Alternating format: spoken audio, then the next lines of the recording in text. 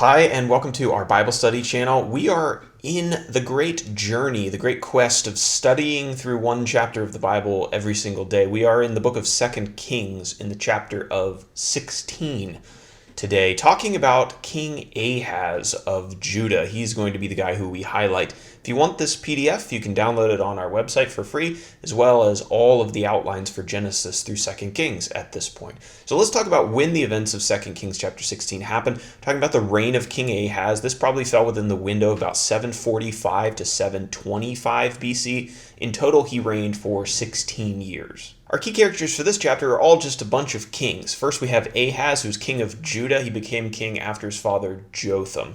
And then we have Pekah, king of Israel, Rezin, king of Syria, Tiglath-Pilesar, king of the Assyrian Empire. Now, as for our map today, we are going to talk about Jerusalem. That was the capital of Judah, Ahaz's kingdom. That's also where the temple of God was located. We're going to talk about Ahaz going all the way to the north of our map today to Damascus to meet with Tiglath-Pilesar of Assyria. We have about 20 verses to cover in this chapter, all about King Ahaz. Now, King Ahaz has somewhat of a disappointing reign. Let's talk about it. In verses 1 through 9, Ahaz reigns in Judah. So Ahaz, the son of Jotham, became king when he was 20 years old over the southern kingdom of Judah. He did not do what was right in the sight of the Lord. He was a wicked king. He was following in the example of the kings of Israel. He even participated in some abominable pagan practices like sacrificing his children to false gods. This was a Canaanite practice that is discussed a couple times in the Old Testament, and God says that he really, really hated it. And so when the kings of his people got involved in it, he really, really hated it. Now, in a somewhat unusual alliance, the kingdom of Israel and the kingdom of Syria allied together, and they attacked Judah in the south. However, they were not able to conquer Jerusalem. Ahaz sent a messenger to Tiglath-Pilesar, the king of Assyria, asking him for help, and with the messenger, he sent a present of gold and silver, trying to basically bribe the king, hire the king to come and to save him from the Israelites and the Syrians. We're told that much of that money, much of that gold, was actually taken from the temple of God in Jerusalem. Tiglath-Pilesar agreed to help. He sent an army to Damascus, defeated the Syrians, and killed Rezin, their king.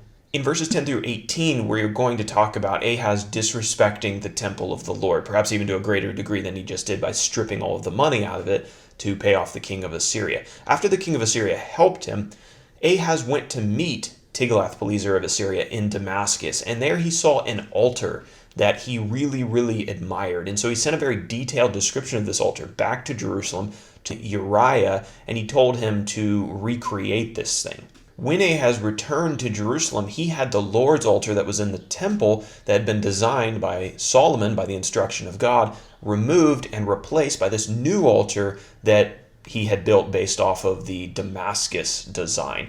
He also did several other things, including he took apart and he redesigned the large bronze basin which held water for the priest to wash in.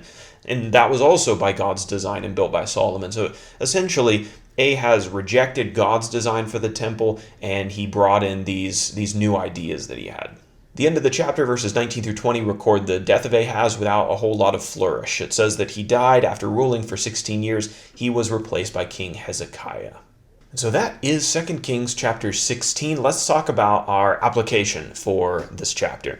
You're not going to improve on God's pattern for the church and for worship by adding fashionable or attractive or trendy features that are borrowed from a godless world. Ahaz bringing foreign items into the temple certainly wasn't what Judah needed in order to flourish. They were already in decline. That's why they had to pay off the king of Assyria. Ahaz just makes the whole thing worse. Unfortunately, many churches and church leaders think that the path to success for the church is to take whatever's trendy in the world and find a way to adapt it into our worship and into our church culture, the Christian culture. Let's be really clear about one thing.